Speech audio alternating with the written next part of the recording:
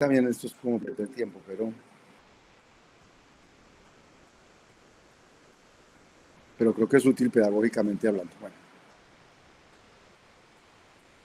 entonces, eh, ahorita miramos cómo usamos eso del require y esas cosas, pero llegamos a un punto donde, bueno, me acaban de meter en el modelo un concepto nuevo, que es el de clases.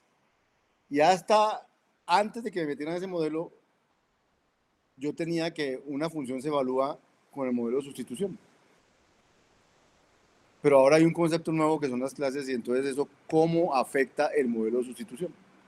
Porque hay un elemento nuevo en el modelo, en el lenguaje que son las clases. Y entonces ahora, ¿cómo se evalúa eso? Antes evaluábamos 3 más 5, no sé, pero ahora ya no, ni siquiera eso, sino que ahora todos son objetos. ¿Qué efecto tiene eso sobre el modelo de sustitución? Entonces lo que vamos a hacer es enriquecer mi modelo de sustitución con clases. Entonces, ¿cómo vamos a enriquecer ese modelo? Extenderlo. Entonces necesitamos entender qué significa aplicar un método, porque yo ya sabía que era aplicar una función. Decía, evalúe los argumentos, coja el cuerpo, y sustituya y hágale. Pero ¿y aplicar un método qué significa? Porque es que un método no es suficiente decir, no es como una función. ¿Por qué no es como una función exactamente? Porque los argumentos del método no son solo los que vienen en el método, sino que el objeto mismo es un argumento también. Entonces, como que es una función, pero diferente, porque tiene como un argumento no explícito, sino implícito. ¿Mm? Entonces, ¿qué vamos a hacer? Entonces vamos a ir poquito a poquito diciendo cómo se extiende el modelo de sustitución con clases. Entonces, cuando hay una expresión que dice clase CX1, XM y con la que se crea una clase, entonces vamos a llamar a este X1 hasta XM, vamos a llamarlo los parámetros formales de la clase. A los parámetros de los métodos, vamos a llamar parámetros formales del método F.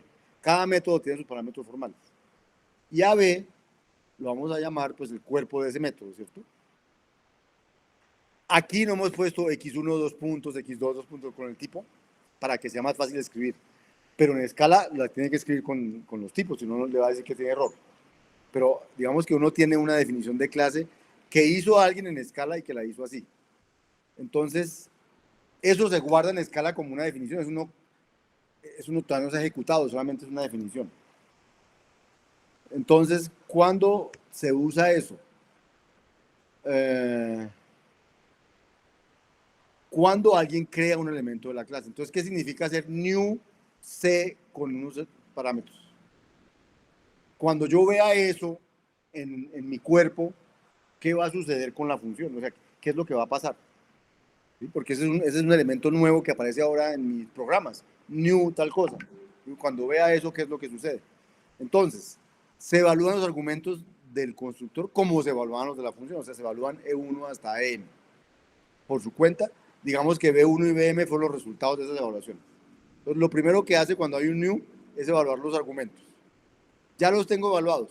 Entonces, el resultado es como el resultado es esto, es la palabra new con el nombre C de la clase, con los nombres, con la palabra new con el nombre de la clase, con los resultados de los evaluaciones de argumentos.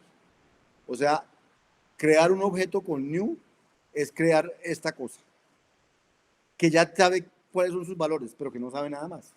O sea, crear un objeto no es sino crear esta cosa, dice new, hay un nuevo objeto de esa clase C con estos argumentos. Eso es el resultado de evaluar un new. Ahorita lo vamos a ver. Y la segunda cosa que necesitamos es, ¿qué pasa cuando alguien dice, coja el objeto tal e invoque el método F con estos argumentos? ¿Qué es lo otro que va a suceder? Porque cuando me creen un new, va a crear un método, me va a crear esto. Pero entonces, como voy a sustituir donde diga el objeto se llamaba O por new no sé qué, entonces donde decía O.zoom, ahora va a aparecer new no sé qué punto zoom.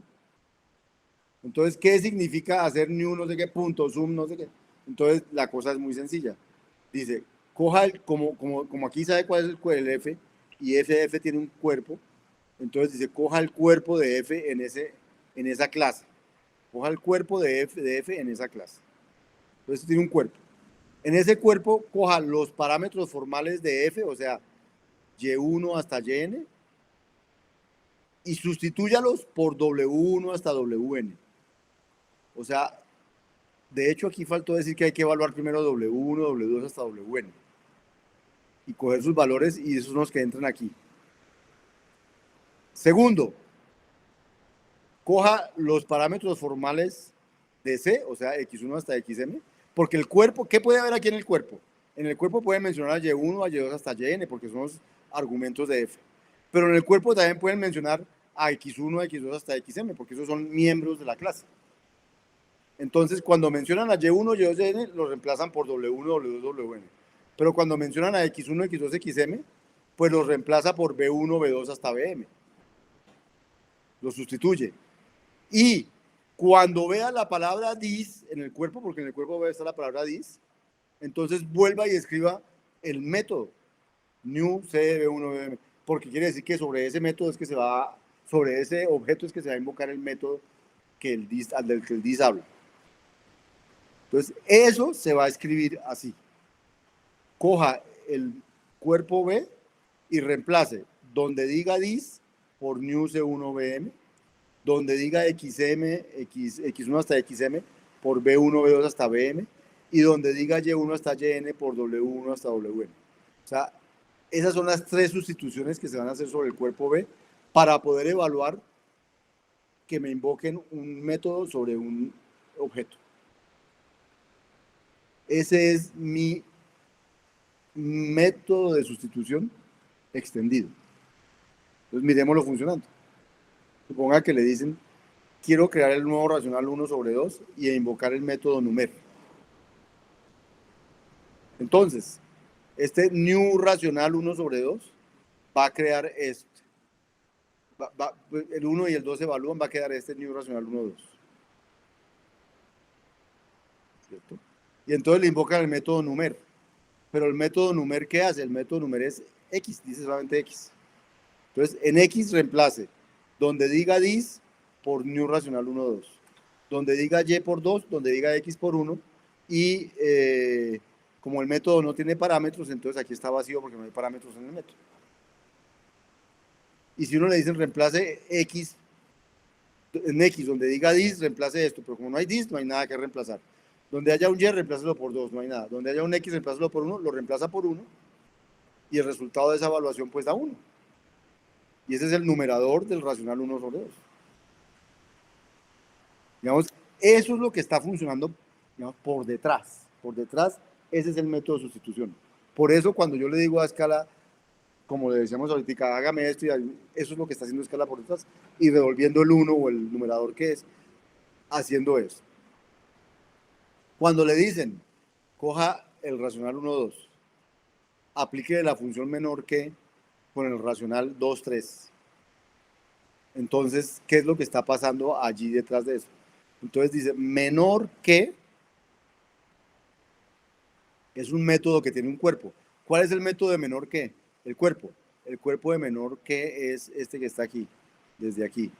Dis.number, dis.numerador por r.numerador menor que esto.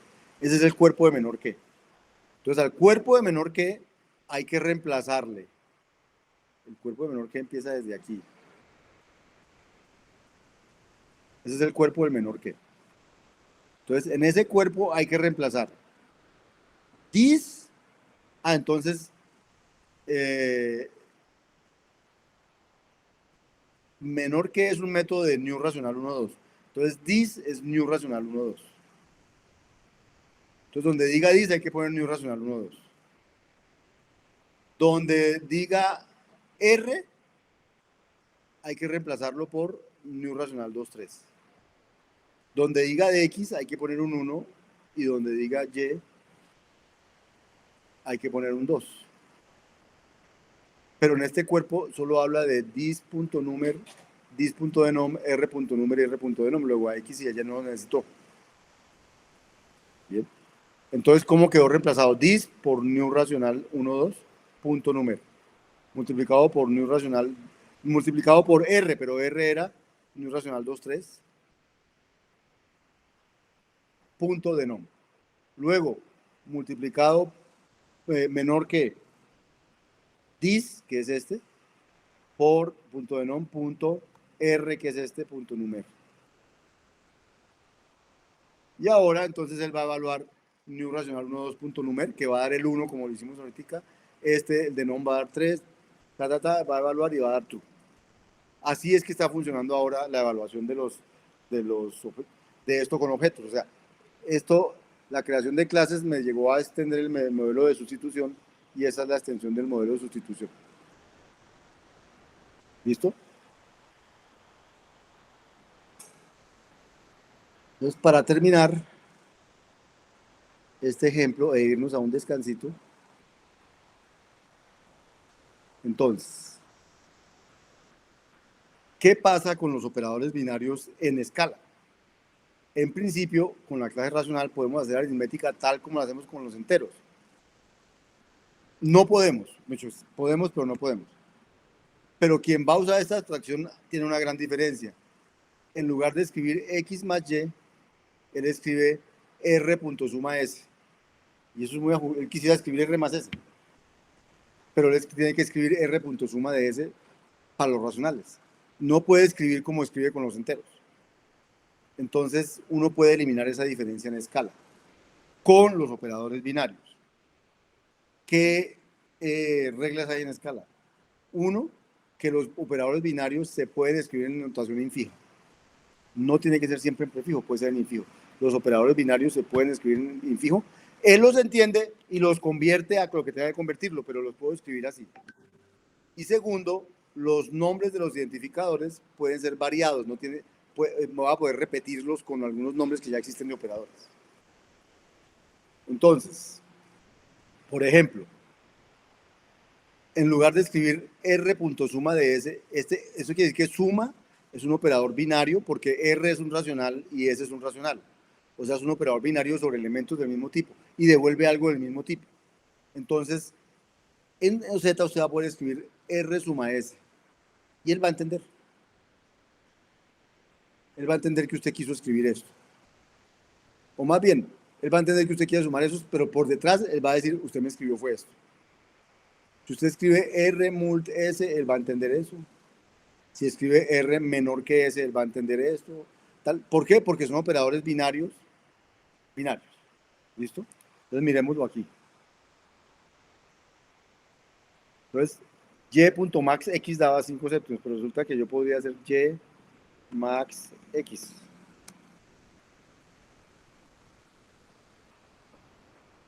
Eso lo hace automáticamente. No, eso está por defecto como una regla para los operadores binarios. Y el interpretador lo resuelve. ¿Sí?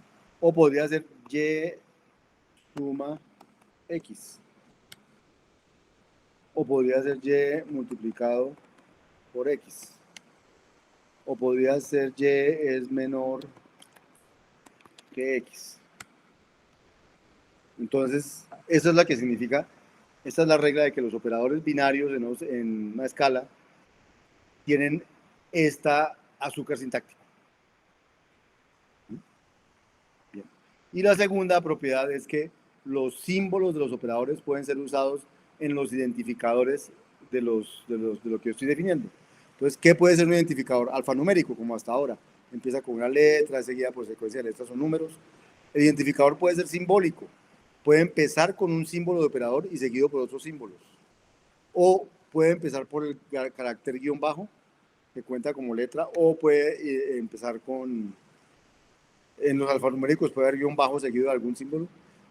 Entonces, por ejemplo, puedo escribir, un operador se llama suma, se llama suma 2, un operador se puede llamar por, o se puede llamar más interrogación, porcentaje, o se puede llamar así, o se puede llamar así, se puede llamar como yo quiera. Entonces, aprovechando eso, vamos a llegar a nuestra última versión de la clase racional. Entonces, aquí está la clase racional, está el que requiere que y sea mayor que 0, está los de antes escritos, pero entonces ahora el nombre del más, el nombre de la suma es más, el nombre del operador es multo, el nombre es menos, y aquí ya puedo usarlo con diciendo tal cosa más tal cosa. o aquí tal cosa por tal cosa, a pesar de que sean, operadores, a pesar de que estas sean multiplicaciones sobre racionales, etc. El igual igual, el menor, el max, todo eso lo puedo, digamos, como llamarlos igual, y entonces ya te pongo atención, Johan, y entonces con esta nueva definición yo ya puedo hacer álgebra de racionales, como, como haría álgebra de enteros. Defino un entero, defino otro entero y luego digo, no, yo quiero sumar el racional 1 con el racional 2. Y lo suma. O yo quiero multiplicarlos.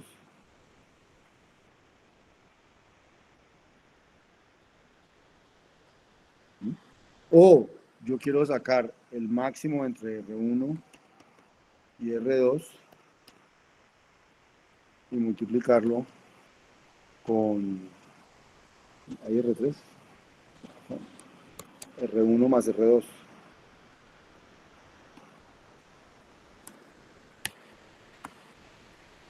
O sea, acabo de crear un paquete para operar racionales como operaría los enteros o los otros.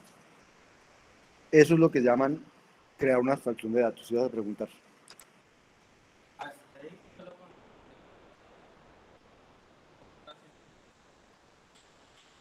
Hasta ahí solo podemos hacer racionales con racionales, ¿sí? Yo hago racionales más un entero, va a decir que le estaba esperando un racional. ¿Sí?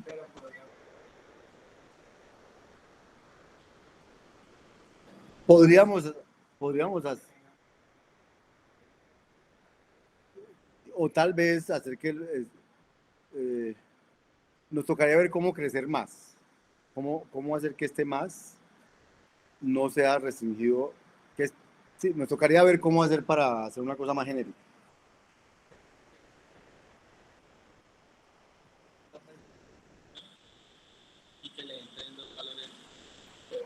Ese tipo de cosas se llaman, ¿cómo dijo? Se llama sobreescritura, se llama sobrecarga, sobrecargar los operadores. Este tipo de cosas seguro que sí están, pero eso no hace parte de lo que tenemos que hacer en funcional. Entonces no está en este curso, no lo tengo preparado, no sé cómo, seguro que se puede hacer en escala, se puede hacer de todo lo que se puede hacer en los lenguajes, pero no lo necesitamos para este curso, entonces no aparece por aquí. Esa sí no la puedo responder porque no sabría cómo hacerla ahorita en escala. Bueno, entonces vamos a hacer un descanso, son las 36, a las 50 volvemos. Y a las 50 volvemos. Bueno, muchachos. Juan José.